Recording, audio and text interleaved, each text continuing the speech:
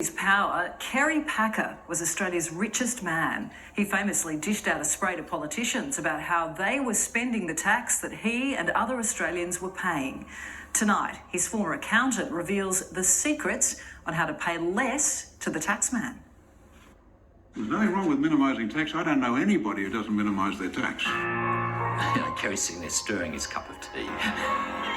When Kerry Packer was building the Channel 9 empire, Allan Mason was one of the all-important accountants working on something the media titan loathed, his tax bill. Kerry was under pressure because they had said that he was involved with some illicit activities, etc. It wasn't true, but he had to get up and speak for himself. Kerry Francis Bullmore Packer. I appear here this afternoon reluctantly. This was the House of Representatives committee hearing 30 years ago, where Kerry Packer faced the music on a range of accusations. You're either going to have to believe me or call me a liar. I am telling you there is no arrangement. And I'm sick of telling people there is no arrangement. He was under pressure on a number of fronts, but wasn't taking a backward step before a group of federal politicians, including a future Treasurer, Peter Costello. Now that's the damage you're doing, changing the rules every single day. And I think the people out there whose jobs have been pissed up against the wall don't thank you for it. After that cup of tea, the topic turned to tax, and in particular, whether Mr. Packer was paying enough of it. I am not evading tax in any way, shape or form. Now, of course I am minimising my tax, and if anybody in this country doesn't minimise their tax, they want their heads ripped. Because as a government, I can tell you're not spending it that well that we should be donating extra. Something that's gone down in history. The working man, people in business feel he is on their side. Allan Mason had helped his boss prepare for that appearance, but nobody could have predicted the reaction, with talkback radio callers demanding Packer run for PM. Everybody applauded him. Everybody could relate to it.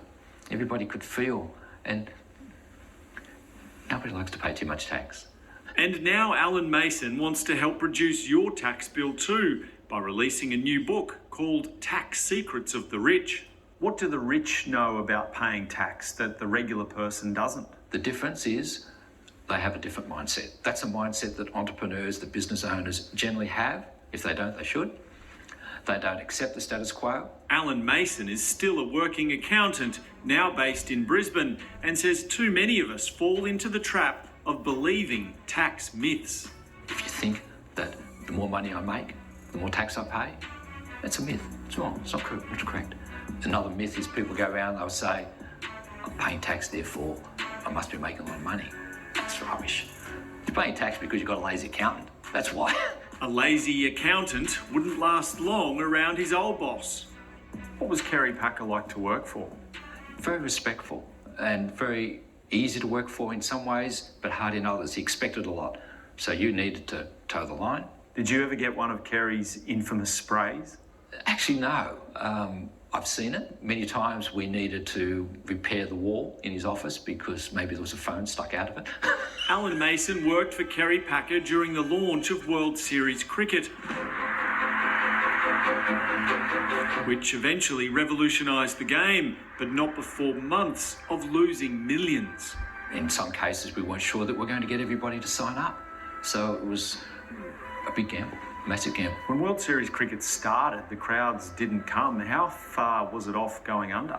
We would arrive at the field and there'd be no one there. We're going, oh God, we spent all this money on this advertising. We spent all this money on the players. There's nobody there.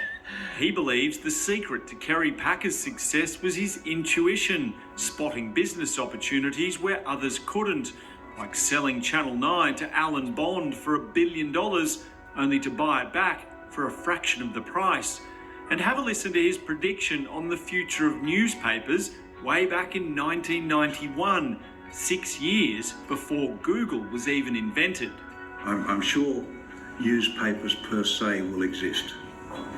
Now, they may not be delivered the same way as they're delivered today. I mean, there may well be a printer in your home, and it may come over the television channel or the radio or whatever the hell it is, or off a cable. He had a gut feeling about what would work and what would not work, and he followed that gut feeling.